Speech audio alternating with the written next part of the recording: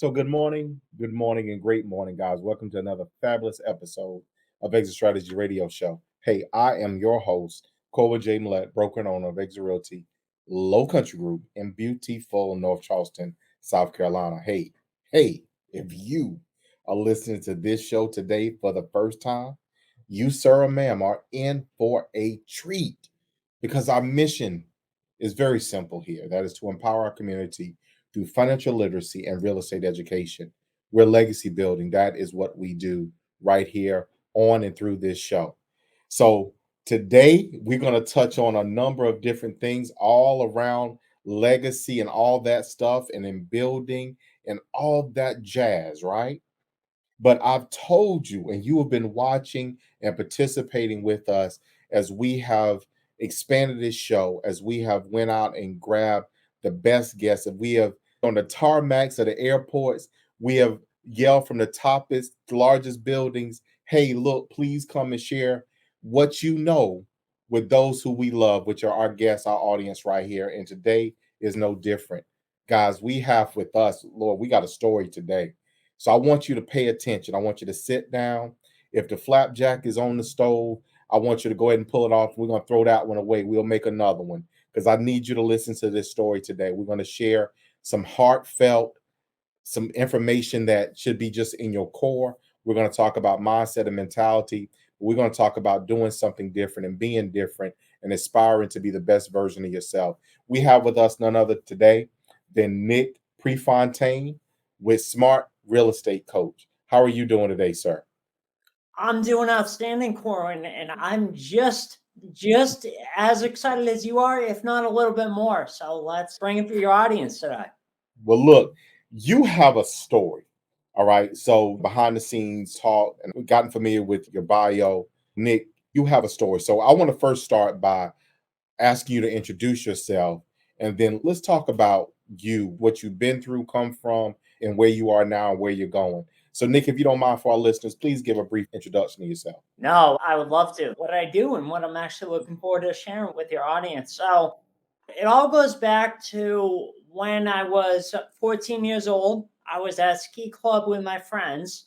On Hmm. the way to the mountain, we were getting ready, and all my friends and I brought our gear onto the bus so we would get Hmm. ready, so we wouldn't miss a precious moment once we got to the mountain.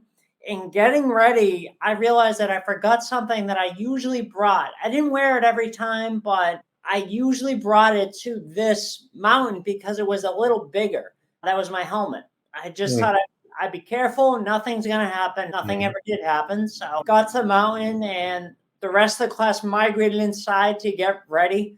And my friends and I, because we wasted no time, headed right for the chairlift.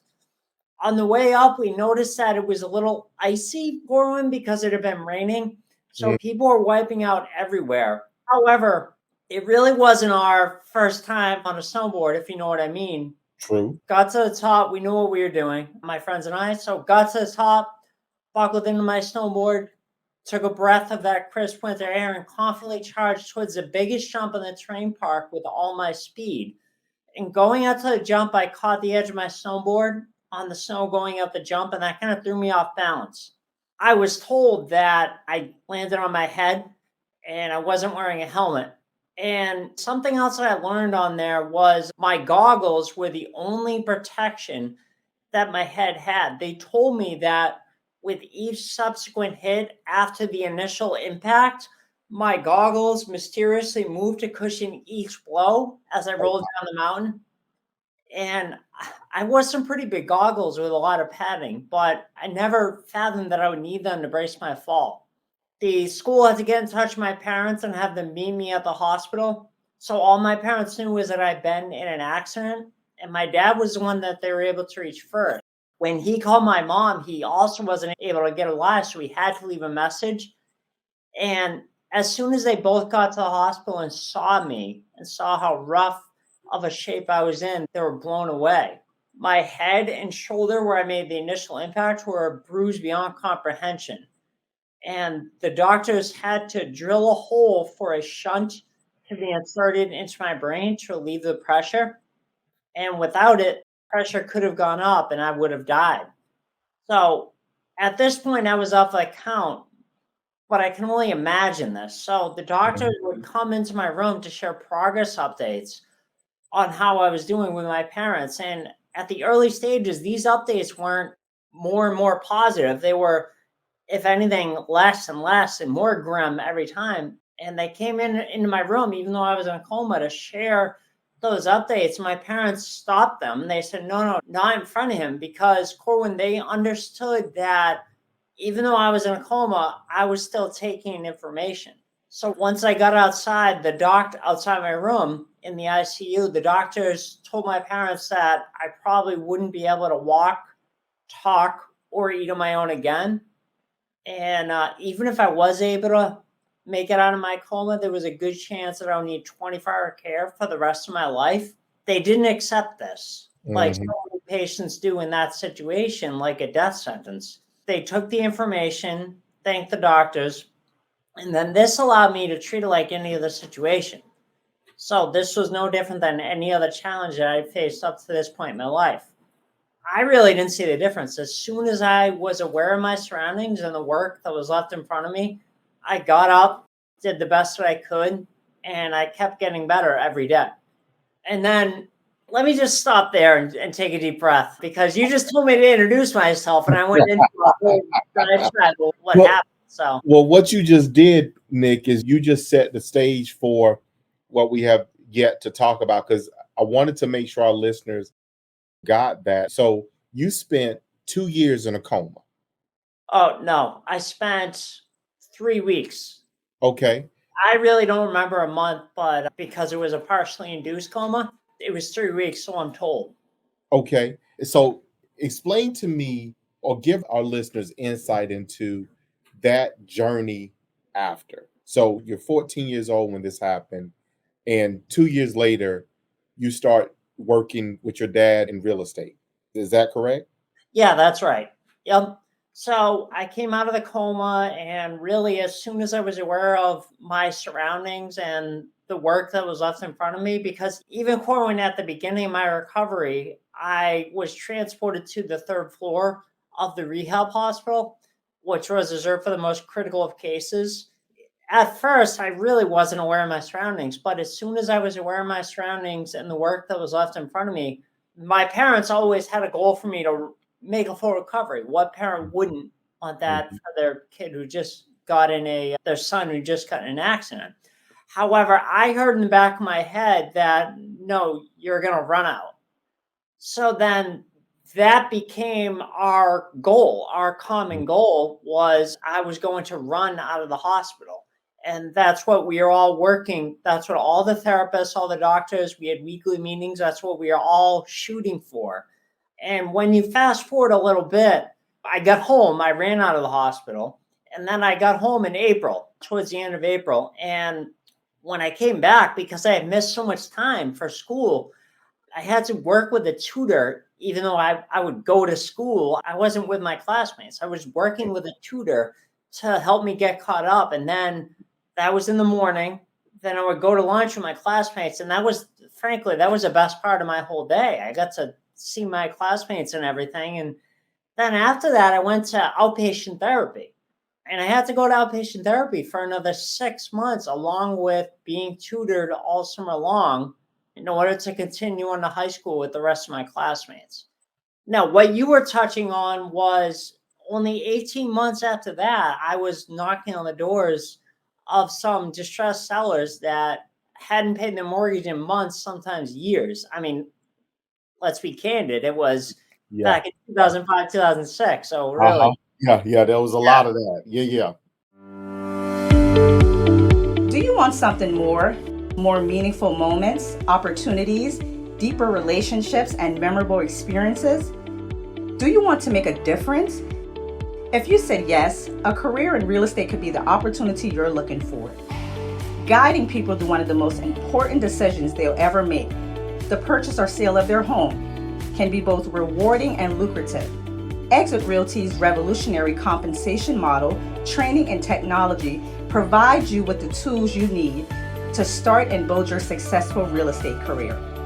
Call me today, Robin Collins, ROBYN Collins with Red Robin Homes at 843-557-5003. Again, that's 843-557-5003. Or visit me at redrobinhomes.com/join-exit and make your exit today. That was what I would do. I get a list of notice of default, the homeowners that I have received the notice of default. And no one schooled me on this. No one told me this. They just said, here's where you go find them. You print out a list, and then here's the leave behind. There you go. And here's a script. Go knock yourself out. So no one told me this, but to me, what made sense was 16 years old, just getting your driver's license was, oh, okay, I'm going to go to the areas where I can hit the most amount of doors in a day. Probably wasn't the best areas to buy property in, where they were literally like right next to each other a lot of the time. And yeah, I would do anywhere from like 50 to 70 doors in a day because I had to go to school during the week. So I had to knock it out on the weekends or holidays and do it when I could. And really, this taught me so much because it was so soon after my accident, but it taught me so much about people. And like when you're knocking on the door of someone and they answer the door, you have to know real quick how to get them on your side, that you're there to help them, or else they're not going to listen to you. Doesn't matter how old you are. So I learned real quick what to say and what not to say, and the tactics and strategy and everything. And really, then I got out of high school, and then I started to get my real estate license. And I got my real estate license in, drum roll, please, March of 08. Oh, gosh. Great No. time. Great time to be a realtor. So then I was a successful realtor. And then around 2014, while I was still a realtor, my dad asked me, hey, do you mind helping? He was an investor. He was buying homes creatively, non-conventional, without signing personally on bank loans or signing with private investors for a lot of money. And he said to me, I'm getting all these properties. Can you help me with the marketing? And I was like, no. I got my own thing going on here. I don't need your help or anything. And thankfully, he asked me more than once. So, which he knew not to just take no the first time. So I think he asked me 3 times. Persistent. Yeah. I finally came around to the fact that, okay, I can do this right alongside being a realtor. And then all the calls started coming in from the marketing that I was doing. And he's like, hey, can you help me here too with working with these buyers? And that morphed into working with all the buyers. And over the course of, I let my real estate license go in January of 16 to join him full time. And that since then, since 2016 and now, I've been working on bringing the buyers through a very particular process in order to give them the best chances of getting to the end of their rent-to-own agreement and being able to qualify and get their own loans. So now that happens with great regularity. And I not only do it for our properties, but all of our associates' properties across the country, help coach the buyer to the finish line and get their own loan. So one of the things that, really stands out to me about you is your perseverance. With that, you now coach people on real estate investing, how to purchase property and things on terms. Am I correct? Yep. So the same way that we bought properties creatively, and then we're always selling them on a rent to own.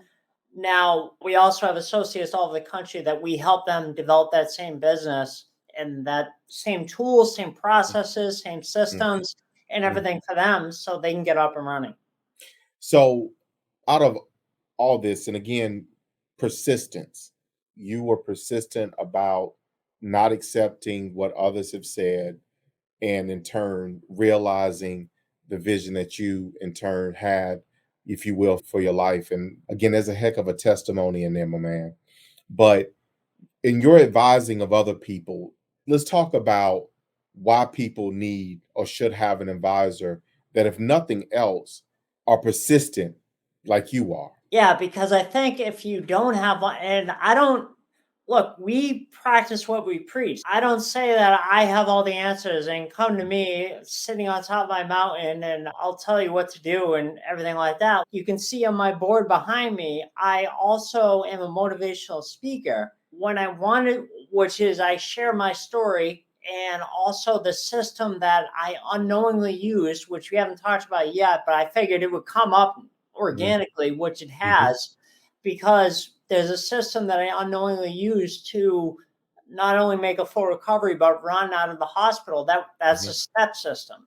STEP is an acronym: support, trust, energy, and persistence. So I mhm. know you keep saying persistence, so I had to bring it up. So when I wanted to really focus on this and building a motivational speaking business and starting a company and everything, I didn't just try to wing it and say that, oh no, I have all the answers. I can figure this out. I went and sought out a mentor that this is all she does. She works with speakers to help them start their businesses and get on big stages. I did that about 2 years ago. I reached out to her and I worked one on one with her at the beginning of last year. And I still talk to her. She's become a great friend. I still talk to her to this day, which is the reason why it's, even though it's different than what we're doing, real estate coaching and mentoring, it's really the same thing because I made a commitment and a decision in myself.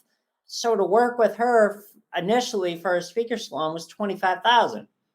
Then when I was working with her in the speaker salon, this is the fall of 21, she pitched the idea of me what it would look like working with her one on one. That was another 75,000. And I Mhm, just kept saying yes, and mhm, I'll figure out the funding later. mhm. And that's exactly what we tell all of our associates, the people that we work with. Just keep taking that next step. And Yeah. that my whole life is built on that. Just continue to take your next step. So what I built with her is amazing in, call it a year and a half of really focused work. I think looking back on the laundry list of things that I've accomplished with her, it's something that a lot of people don't accomplish in 5 years. So Mhm. that's the difference of just winging it and working on your own and trying to figure it out on your own. And hey, I know someone that's a speaker, so I might reach out to them. But if you work with a mentor who's going to grab your hand and take you with them, the sky's the limit of what you can accomplish. So that's what you guys do with real estate investors or prospective It- investors. You take yeah. them, you nurture them, you coach them up, and then you help them progress through the steps necessary to be successful at buying real estate on terms. So you've been doing this now. This is a family business for you, correct? Yeah, absolutely. So how long have you been practicing in this arena and in this field? Oh, geez. This particular niche, it's got to be going on now over 10 years. However, I've been in real estate all my life. As you heard, my dad, who I got on and you said, I had your brother, I was like, I have to tell him, you're going to be his new best friend. I literally, it's Corwin, it's all I've ever known. So Hmm. when I was a toddler, very little, my dad was a builder. Then he transitioned to being a realtor and an investor and a real, like in between those back and forth for, so it's all I've ever known is real estate. This particular niche, it's over 10 years now. So I got two questions for you because we're quickly getting towards our stopping point for today's show. But Nick, what do you think somebody who's looking to invest in real estate, like what is that fundamental thing that they need to be either in possession of or be able to get in order for them to be successful? So I would say knowledge. It's not necessarily funding. So you want to pick a niche. Obviously, I'm biased. I think our niche is best, buying and selling on terms without using banks or your credit or investor funds or anything. But I'm gonna zero in on that. So pick a niche, find someone who you see that a mentor. Now, I'm not naive to think we're the only mentor out there. So pick one that you're comfortable with. And I guess the right word is vibe with their style and their delivery. And then just keep saying yes, keep taking your next step. Okay. That is good. So, Nick, one more thing before You my can go as many things as you want. You can keep going. I love it. So, if you don't mind, this is a perfect place for us to make sure we get your contact information out for our listeners. Again, you have a dynamic story. It's a story of perseverance and overcoming everything that people have said to you, and you believe higher, you believe greater, and in turn, you achieved it. So, how can our listeners get in contact with you? Sure, I'm going to give you a few things. We actually have a free book, The New Rules of Real Estate Investing. So I'll give you listeners where they can go to get that and claim Awesome. that free gift. Okay. That's wickedsmartbooks.com/exit strategies 03. So wickedsmartbooks.com/exit strategies 03. And I know we didn't talk really in the weeds too much about the actual buying and selling of properties. However, if there's anything about what we touched on that interests any of your listeners, they can go to our website, smartrealestatecoach.com, smartrealestatecoach.com. And if they scroll down, they can get registered for the free masterclass that we have. And in that, they're going to learn about our trademark 3 payday system and all about how Mm, we buy and sell on terms. And if anything, what I said just interests your listeners on mm. what I have going on for my speaking and the step system, they can check me out at nickprefontaine.com/step. And that will allow them to download the full step system. I didn't even get to talk about a 10,000 foot view of it. But if they're interested in any those 4 phrases, support, trust, energy, and persistence, I go into detail in the free ebook, and that they can claim their free ebook there at nickprefontaine.com/step. And then that'll allow them to take their first step today. I got it. I got it. Look, I'm on the site. Listeners, guys, go to Nick Prefontaine. That's PREFONTAINE.com/step. And let's download this today. All right. You need this. All right. You want this. Let's go get it. So, Nick, my final, and I call this our mic drop question. It's that thing that if you could go back, get a magic wand, you can go back and do this thing here all over. If there was something that, if you'd have known this years and years and years ago, that you could have either implemented or something you could have done at that particular time that would have completely changed the trajectory of your life and in turn have you catapulted far beyond where you are now, what would that one thing be? So the honest answer is I wouldn't change anything because it led me to where I am today and doing exactly what I'm meant to be doing with my life. And evidence of that, I will answer the question though, but evidence of that is all throughout my life since my accident, I've had a voice in the back of my head that's telling me I have to be helping others that are going through a trauma or life challenge to get through to the other side and then they can thrive with the rest of their lives. I've always had that voice in the back of my head. Since I've been following this path with my mentor, Trisha Brooke, there's no voice. So for the past 2 years, there hasn't been a voice. And to me, that's evidence that I'm doing what what I was put on this earth to do. So I wouldn't change anything in that regard. However, if I could tell myself something when I was younger, and you could even go back to when I was 16, knocking on doors, or when I was 18, when I first got out of high school and I was starting to get my real estate license, it would be, it's going to be okay. You'll get there. Because I was just so much like, all right, what's next? What's next? What's next? And so much like, I got to do more and more and more. But the most important thing, Corwin, is that if I could say to myself at that age is you're going to get there. Just slow down, take a deep breath, just make sure you have everything covered as opposed to just doing more and more and more. Just slow down and make sure you're doing it correctly. I love that. I love that. So, Nick, we have quickly reached the end of today's show.